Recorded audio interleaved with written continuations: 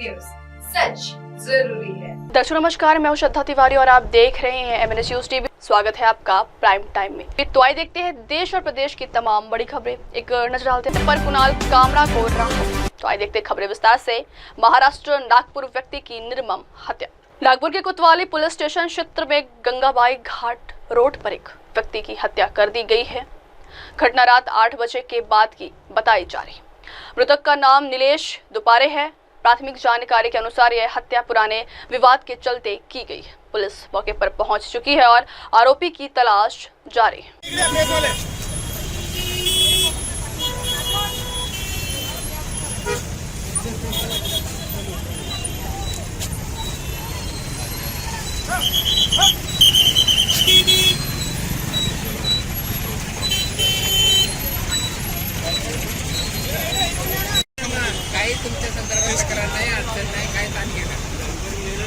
अरे लेते ना रे बाबा, बीच उनको पहले उनके काम तो कर लेंगे, लेते ना जानकारी।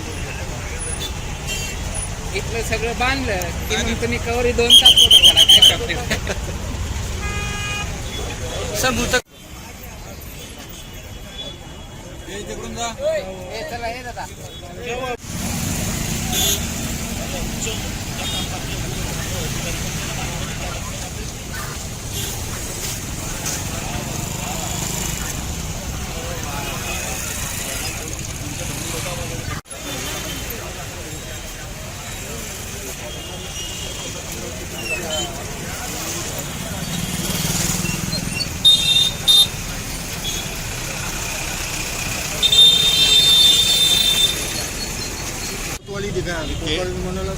केडी के आता तो ये नहीं आता।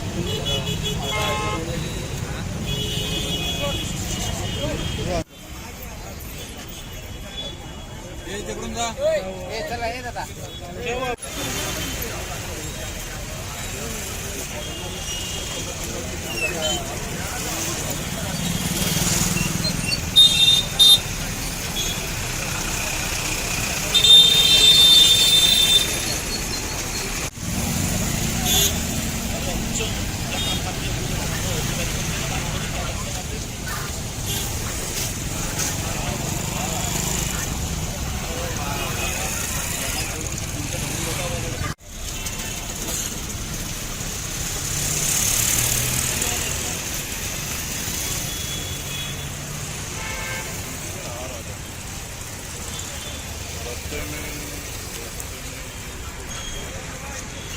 अगली खबर। दिल्ली मानहानि के मामले में मेधा पाटकर को गिरफ्तार। दिल्ली पुलिस ने सामाजिक कार्यकर्ता मेधा पाटकर को मानहानि के एक मामले में गिरफ्तार कर लिया है। यह मामला उपराज्यपाल विनय सक्सेना द्वारा दर्ज कराया गया था।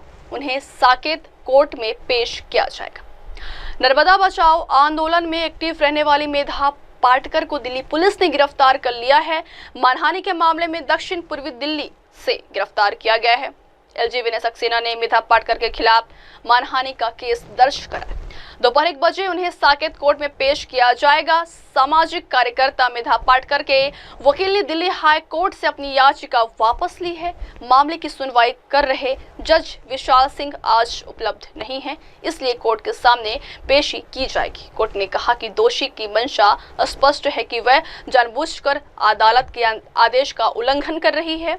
कोर्ट ने कहा कि उसके पास बलपूर्वक आदेश के जरिए से उन्हें कोर्ट में पेश करने के अलावा कोई दूसरा विकल्प मौजूद नहीं था। दिल्ली पुलिस ने सामाजिक कार्यकर्ता मेधा पाटकर को मानहानि के एक मामले में गिरफ्तार कर लिया है। यह मामला उपराज्यपाल विनय सक्सेना द्वारा दर्ज कराया गया था।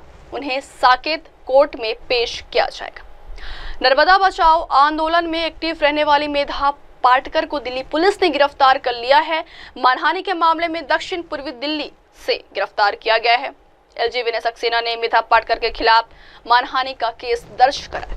दोपहर 1 बजे उन्हें साकेत कोर्ट में पेश किया जाएगा। सामाजिक कार्यकर्ता मेधा पाटकर के वकील ने दिल्ली हाई कोर्ट से अपनी याचिका वापस ली है। मामले की सुनवाई कर रहे जज विशाल सिंह आज उपलब्ध नहीं है, इसलिए कोर्ट के सामने पेशी की जाएगी। कोर्ट ने कहा कि दोषी की मंशा स्पष्ट है कि वह जानबूझकर अदालत के आदेश का उल्लंघन कर रही है।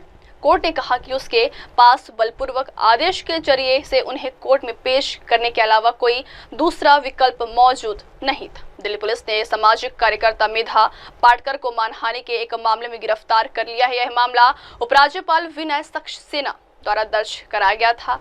उन्हें साकेत कोर्ट में पेश किया जाएगा। नर्मदा बचाओ आंदोलन में एक्टिव रहने वाली मेधा पाटकर को दिल्ली पुलिस ने गिरफ्तार कर लिया है। मानहानि के मामले में दक्षिण पूर्वी दिल्ली से गिरफ्तार किया गया है। एलजी विनय सक्सेना ने मेधा पाटकर के खिलाफ मानहानि का केस दर्ज करा। दोपहर 1 बजे उन्हें साकेत कोर्ट में पेश किया जाएगा। सामाजिक कार्यकर्ता मेधा पाटकर के वकील ने दिल्ली हाई कोर्ट से अपनी याचिका वापस ली है। मामले की सुनवाई कर रहे जज विशाल सिंह आज उपलब्ध नहीं है, इसलिए कोर्ट के सामने पेशी की जाएगी। कोर्ट ने कहा कि दोषी की मंशा स्पष्ट है कि वह जानबूझकर अदालत के आदेश का उल्लंघन कर रही है। कोर्ट ने कहा कि उसके पास बलपूर्वक आदेश के जरिए से उन्हें कोर्ट में पेश करने के अलावा कोई दूसरा विकल्प मौजूद नहीं था। अगली खबर, महाराष्ट्र बदला लेने के लिए उमड़ रही पूरे भारत की भावनाएं। महाराष्ट्र के उप मुख्यमंत्री अजित पवार ने शुक्रवार को कहा कि पहलगाम आतंकवादी हमले का बदला लेने के लिए पूरे देश में भावनाएं उमड़ रही हैं। इस हमले में 26 लोगों की जान चली गई थी। पवार ने कहा कि सेना जम्मू कश्मीर में मंगलवार को हुए हमले के लिए जिम्मेदार लोगों के खिलाफ निर्णायक कार्रवाई करेगी। इस हमले में महाराष्ट्र के 6 पर्यटक मारे गए थे। उप मुख्यमंत्री ने सरकारी स्वास्थ्य विभाग द्वारा पुणे में आयोजित एक कार्यक्रम में हमले में जान गंवाने वालों को श्रद्धांजलि दी, जिनमें महाराष्ट्र के 6 लोग भी शामिल थे। पूरे देश में यह भावना है कि हमले का बदला लिया जाना चाहिए। प्रधानमंत्री नरेंद्र मोदी ने सिंधु जल संधि को निलंबित करने जैसे कुछ महत्वपूर्ण फैसले भी लिए और उसके साथ सभी संबंध तोड़ दिए गए। पवार ने कहा कि भविष्य में ऐसी घटनाएं कभी नहीं दोहराई जानी चाहिए। मुझे विश्वास है कि हमारी भारतीय सेना इस जघन्य कृत्य के पीछे के लोगों को निर्णायक रूप से खत्म कर देगी। बंधू भगिनींनो आणि माझ्या तरुण मित्रांनो खरं तर सुरुवातीला जम्मू काश्मीरच्या पहलगाम इथं 2 दिवसापूर्वी झालेल्या दहशतवादी हल्ल्यात मृत्युमुखी पडलेल्या 27 नागरिकांना, भारतीयांना आणि ज्यामध्ये आपल्या महाराष्ट्राचे पण 6 जण होते, त्या सर्वांना आपण श्रद्धांजली अर्पण केलेली आहे। परंतु ही जी काही घटना घडली ती आजही संपूर्ण भारत यामध्ये अक्षरशः असा ह्याचा बदला घेतला पाहिजे, ह्यांना त्यांची जागा दाखवली पाहिजे। देशाचे पंतप्रधान नरेंद्र मोदी साहेबांनी यामध्ये काही महत्त्वाचे निर्णय घेतले, त्याच्यामध्ये पण पाण्याच्या संदर्भातले असतील, इतर गोष्टी असतील आणि त्यांच्याशी सगळे संबंध तोडून टाकले।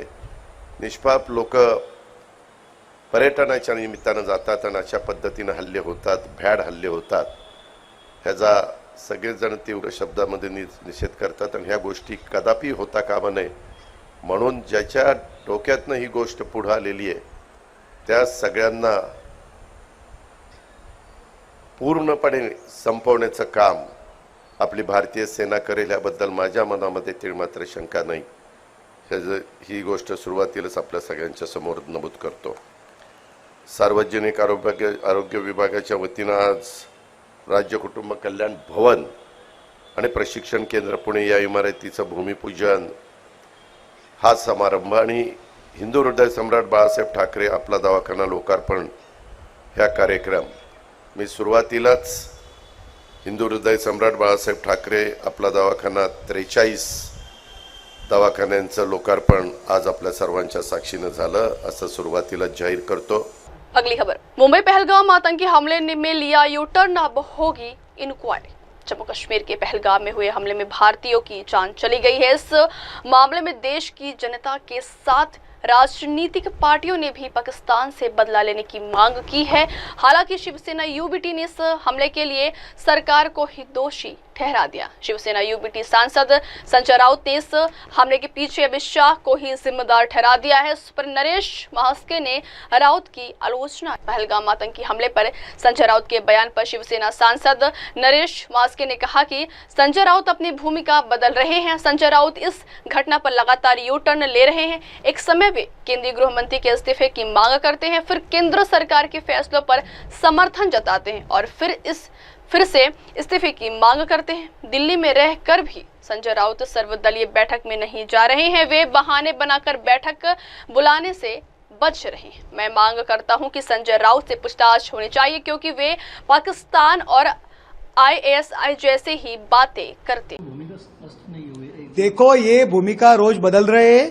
कल का अमित शाह जी, नरेंद्र मोदी साहब ने राजीनामा देना चाहिए ऐसा कहा, आज यूटर्न लिया, देश के साथ है। दोपहर को 11 बजे अमित शाह जी ने राजीनामा देना चाहिए, इसी तरह की बातें कर रहा है। अभी लेटर दे रहे हैं खुद दिल्ली में रह के भी कि रिमोट एरिया में है, मीटिंग में नहीं जा रहे। यही उनकी भूमिका है। शायद अभी प्रेस कॉन्फ्रेंस सुना होगा तो शाम को भाग के जाएंगे लोगों को दिखाने के लिए। देखो, इनकी भूमिका और पाकिस्तान की भूमिका, ISI की भूमिका, ये सेम भूमिका है। मैं तो मांग करता हूं संजय राउत की इंक्वायरी होना चाहिए। उनकी भूमिका और पाकिस्तान की भूमिका जैसे ये बातें कर रहा है, उनकी इंक्वायरी होना चाहिए। संजय राउत की कोई संबंध है इसमें? अरे उनकी भूमिका क्या है? कल की भूमिका आपने देखी, किसी तरह की बातें कर रहा है। आज भी वही बातें कर रहा है कि बीजेपी जिम्मेदार है, बीजेपी की राजनीति जिम्मेदार है, देश की राजनीति जिम्मेदार है। अरे लोग मर रहे हैं उधर, और काय की भाषा आप लोग कर रहे हैं? पाकिस्तान भी यही कर रहा है, और संजय राउत क्या कर रहे हैं? ऐसा क्या कर रही है? यही कह रहे हैं संजय राउत की इंक्वायरी होना चाहिए। सर, आखिरी क्वेश्चन पूछता हूँ कि PM का आज भाषण हुआ है, किस तरह से देखते हो, क्या कहेंगे इस बारे में? देखो, देश की संरक्षण करने के लिए नरेंद्र मोदी साहब सक्षम है। उनकी भूमिका के साथ सब लोगों ने रहना चाहिए, उनके ऊपर भरोसा रखना चाहिए। अगली खबर, MP हिंदू धर्म अपनाएंगे, इरफान कलेक्टर से मांगी अनुमति। मध्य प्रदेश की राजधानी भोपाल में जहांगीराबाद के रहने वाले मुस्लिम युवक इरफान खान ने हिंदू धर्म अपनाने की इच्छा जाहिर की है।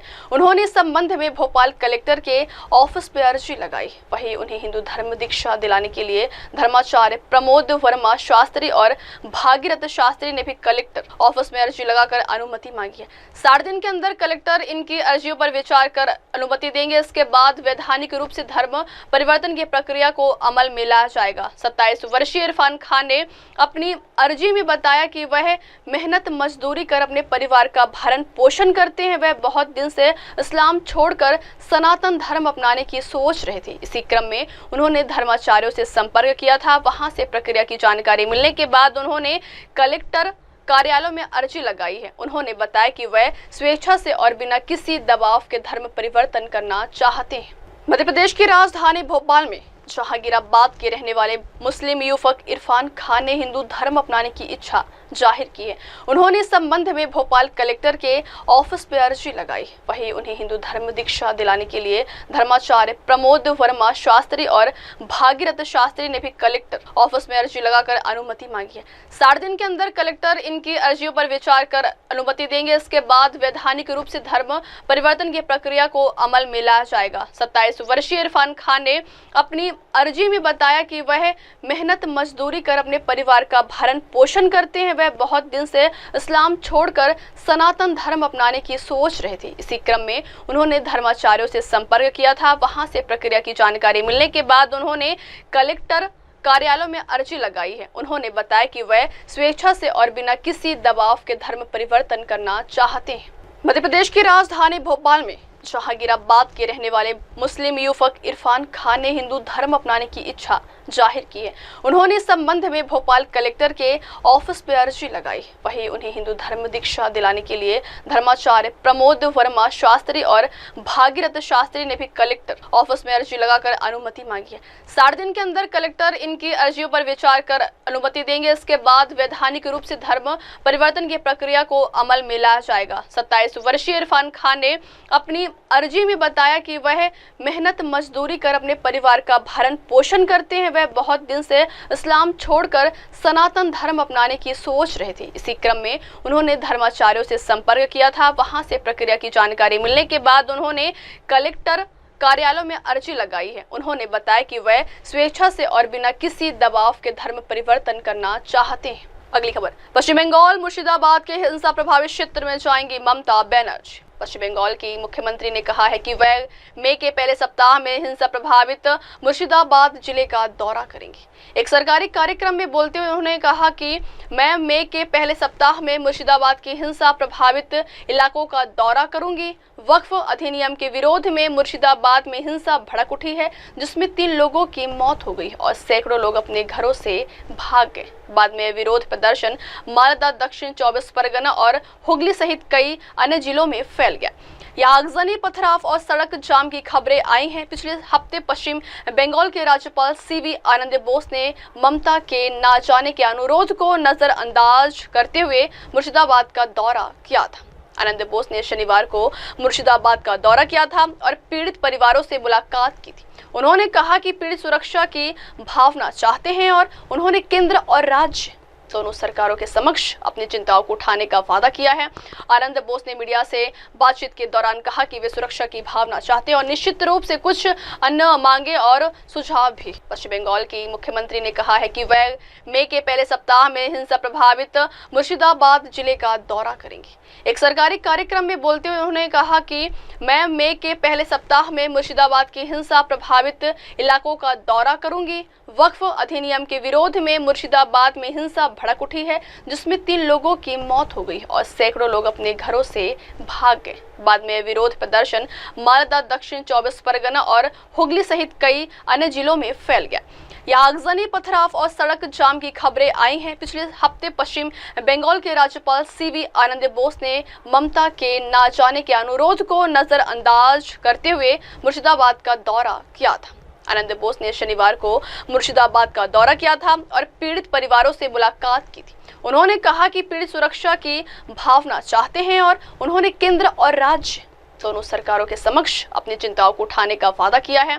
आनंद बोस ने मीडिया से बातचीत के दौरान कहा कि वे सुरक्षा की भावना चाहते हैं और निश्चित रूप से कुछ अन्य मांगे और सुझाव भी। पश्चिम बंगाल की मुख्यमंत्री ने कहा है कि वह मई के पहले सप्ताह में हिंसा प्रभावित मुर्शिदाबाद जिले का दौरा करेंगी। एक सरकारी कार्यक्रम में बोलते हुए उन्होंने कहा कि मैं मई के पहले सप्ताह में मुर्शिदाबाद की हिंसा प्रभावित इलाकों का दौरा करूंगी। वक्फ अधिनियम के विरोध में मुर्शिदाबाद में हिंसा भड़क उठी है, जिसमें 3 लोगों की मौत हो गई और सैकड़ों लोग अपने घरों से भाग गए। बाद में विरोध प्रदर्शन मालदा, दक्षिण 24 परगना और हुगली सहित कई अन्य जिलों में फैल गया। यहाँ आगजनी, पथराव और सड़क जाम की खबरें आई हैं। पिछले हफ्ते पश्चिम बंगाल के राज्यपाल CV आनंद बोस ने ममता के ना जाने के अनुरोध को नजरअंदाज करते हुए मुर्शिदाबाद का दौरा किया था। आनंद बोस ने शनिवार को मुर्शिदाबाद का दौरा किया था और पीड़ित परिवारों से मुलाकात की थी। उन्होंने कहा कि पीड़ित सुरक्षा की भावना चाहते हैं और उन्होंने केंद्र और राज्य दोनों सरकारों के समक्ष अपनी चिंताओं को उठाने का वादा किया है। आनंद बोस ने मीडिया से बातचीत के दौरान कहा कि वे सुरक्षा की भावना चाहते हैं और निश्चित रूप से कुछ अन्य मांगे और सुझाव भी। अगली खबर, चांदनी चौक से लेकर लाजपत तक आज दिल्ली के 9000 बाजार है बंद। जम्मू कश्मीर के पहलगाम में हुए आतंकी हमले के बाद से पूरे देश की आंखें नम है और लगातार रोष बढ़ता जा रहा है। इस बीच राष्ट्रीय राजधानी दिल्ली के सभी 900 बाजार आज बंद है। वहीं बीते दिन उत्तर प्रदेश के कई जिलों में बाजार बंद रहे और मोमबत्ती मार्च निकाला गया। दरअसल पहलगाम हमले में 26 पर्यटकों की मौत हुई है और कई घायल हैं, जिनका इलाज चल रहा है। हमले के बाद से सरकार सख्त रुख अपनाए हुए। पहलगाम हमले को लेकर दिल्ली में confederation of all India traders ने ऐलान किया है कि राष्ट्रीय राजधानी की 8 लाख से अधिक दुकानों पर कोई कारोबार नहीं होगा। रोजाना लगभग 1500 करोड़ रुपए का व्यापार होता है। वहीं चांदनी चौक से सुबह 10:45 से लाल किले तक सहानुभूति मार्च निकाला जाएगा। ये मार्च सांसद खंडेलवाल के नेतृत्व में निकाल। अगली खबर, नई दिल्ली, जुमे की नमाज के दौरान आतंकवाद के खिलाफ दिया जाएगा सख्त संदेश। मुस्लिम संगठन ऑल इंडिया इमाम ऑर्गेनाइजेशन के प्रमुख इमाम उमर अहमद इलियासी ने बुधवार को कहा कि देश की 5.5 लाख से अधिक मस्जिदों के इमाम आगामी शुक्रवार को जुमे की नमाज के दौरान पहलगाम आतंकी हमले के पीड़ितों के लिए दुआ करने के साथ आतंकवाद के खिलाफ सख्त संदेश देंगे। उन्होंने अपने संगठन के पदाधिकारियों और कई अन्य धर्मों के प्रतिनिधियों के साथ बैठक के बाद यह भी कहा कि धर्म के आधार पर निर्दोष लोगों की हत्या करना न सिर्फ इस्लाम बल्कि पूरे इंसानियत के खिलाफ है। पहलगाम में जो बेकसूर लोग मारे गए हैं उनके और उनके परिवारों के लिए मस्जिदों में दुआएं मांगी जाएंगी। इस शुक्रवार को जुमे की नमाज के दौरान इमाम अपने कुतबे के दौरान आतंकवाद के खिलाफ सख्त संदेश भी देंगे। All over the world, every country and every organization have condemned the terrorist attack in Pahalgam. and all OIC, that is the Organization of Islamic Countries, have also condemned it in the strongest possible words, and all the world is standing with India to eliminate terrorism from our soil. And so on this occasion, as today is Friday, Jummah, and our belief is that whatever dua is done during the Jummah namaz, Allah accept it. So we have appealed to all the mosque and all the imams to organize a special dua today after the Jummah namaz, in which we will pray, inshallah, for the elimination and of terrorism from our country and from the entire world, and for the speedy recovery of all those who are injured. And we will also pray that our security forces should and can eliminate terrorism, and especially all those people who are involved in this barbaric incidents. अगली खबर, संसद का विशेष सत्र बुलाए सरकार, हमारे हैं कई सुझाव, बोले कपिल सिब्बल। पहलगाम आतंकी हमले पर वरिष्ठ अधिवक्ता और राज्यसभा सांसद कपिल सिब्बल ने कहा कि मेरे पास प्रधानमंत्री के लिए कुछ सुझाव हैं। संसद का विशेष सत्र बुलाकर इस पर चर्चा की जानी चाहिए और सभी से सुझाव लिए जाने चाहिए। देश उनके साथ खड़ा है। आतंकवादी तो आतंकवादी हैं, उसका कोई धर्म नहीं होता है। देश की भावना को दुनिया के सामने रखने के लिए सर्वसम्मति से प्रस्ताव पारित किया जाना चाहिए। हमें अफ्रीका, अमेरिका, यूरोप, चीन, जापान, ऑस्ट्रेलिया, न्यूजीलैंड, रूस और दक्षिण अमेरिका जैसे देशों में सत्ता पक्ष और विपक्ष के सांसदों का प्रतिनिधिमंडल भेजना चाहिए ताकि हम उन्हें वैश्विक स्तर पर स्थिति के बारे में बता सके। अगर हम यह कदम नहीं उठाएंगे तो हम कूटनीतिक दबाव नहीं बना। संदर्भ में मैं 2-3 सुझाव देना चाहता हूं प्रधानमंत्री जी से। पहली बात कि आप एक स्पेशल सेशन ऑफ पार्लियामेंट बुलवाइए, स्पेशल सत्र पार्लियामेंट का बुलवाइए, वहां चर्चा कीजिए, सबकी राय लीजिए, क्योंकि देश आपके साथ खड़ा है। कोई ऐसा विपक्ष का नेता नहीं है जो आपके साथ नहीं खड़ा, क्योंकि ये हिंदुस्तान की सॉवरेनिटी के ऊपर अटैक है। मासूम टूरिस्ट पे गोली चलानी, ये कोई इंसानियत का काम नहीं है। Terrorist is a terrorist is a terrorist. आतंकी आतंकी आतंकी है और कुछ नहीं है। वो उसका कोई मजहब नहीं, उसका कोई धर्म नहीं। और आतंकवाद से वो अपने जो इश्यूज हैं पाकिस्तान, वो दुनिया के सामने लाना चाहता है और उसी संदर्भ में वो सोचता है कि भैया हमारी जो मिलिट्री सिस्टम है पाकिस्तान का, वो बरकरार रहेगा। ये तो हुई टेरर अटैक्स की बात। और मैं क्यों कहता हूं कि सत्र बुलाना चाहिए। पहली बात तो एक रेजोल्यूशन पास होना चाहिए, यूनानिमस रेजोल्यूशन, जिसमें जो देश की भावना है वो स्पष्ट तरीके से अंतर्राष्ट्रीय देशों तक पहुंचनी चाहिए कि हम सरकार के साथ खड़े हैं, देश इकट्ठा है, इस पे कोई मतभेद नहीं है और हम इसको टॉलरेट नहीं करेंगे। पहली बात ये, अगर वो हम रेजोल्यूशन पास करते हैं कि as a country we will not tolerate it, तो निश्चित रूप से हमें हर बड़े देशों में, Africa, United States, Europe, China, Japan, Australia, New Zealand, Russia, South America delegations भेजनी चाहिए, जिसमें सरकारी एमपीज भी हों, भाजपा के एमपीज भी हों और विपक्ष के एमपीज भी हों, और कौन किस जगह जाएगा ये तय कर देना चाहिए ताकि सब अंतर्राष्ट्रीय स्तर पर सब देशों को बताएं कि ये स्थिति है। पहली बात ये। जब तक आप ये डिप्लोमेटिक इनिशिएटिव नहीं लोगे तब तक आप अंतर्राष्ट्रीय स्तर पर वो प्रेशर जो डालना चाहिए, आप जो करोगे सो करोगे वो तो अलग बात है, बट अंतर्राष्ट्रीय स्तर पर जो प्रेशर डालना चाहिए वो नहीं बात डाल रहा। पहली बात ये। दूसरी बात, पहला तो रेजोल्यूशन, दूसरा दिल्ली। अगली खबर, एकनाथ शिंदे के गद्दार बताने वाले कमेंट पर कुणाल कामरा को राहत। Stand up comedian Kunal Kamra को बॉम्बे हाई कोर्ट से बड़ी राहत मिली है। बॉम्बे हाई कोर्ट ने शुक्रवार को कामरा को महाराष्ट्र के उप मुख्यमंत्री एकनाथ शिंदे पर की गई गद्दार टिप्पणी के लिए मुंबई पुलिस की तरफ से उनके खिलाफ दर्ज की गई एफआईआर में गिरफ्तारी पर रोक लगा दी है। इसके साथ ही केस रद्द करने वाली याचिका को भी स्वीकार कर लिया गया है। हालांकि कोर्ट ने जांच पर रोक लगाने से साफ इनकार कर दिया है। इस मामले में शिवसेना विधायक मुर्जी पटेल ने एफआईआर दर्ज कराई थी। कोर्ट ने कहा है कि मुंबई पुलिस इस मामले में जांच करना चाहती है तो उन्हें पूछताछ चेन्नई में ही करनी होगी। ऐसा इसलिए क्योंकि कामरा का घर तमिलनाडु में है। कोर्ट ने यह आदेश कामरा की तरफ से लगाई गई एफआईआर को रद्द करने की मांग वाली याचिका पर दिया गया है। कोर्ट ने 16 अप्रैल को कामरा को गिरफ्तारी से अंतरिम सुरक्षा प्रदान की थी, जिसे अब अस्थायी कर दिया गया है।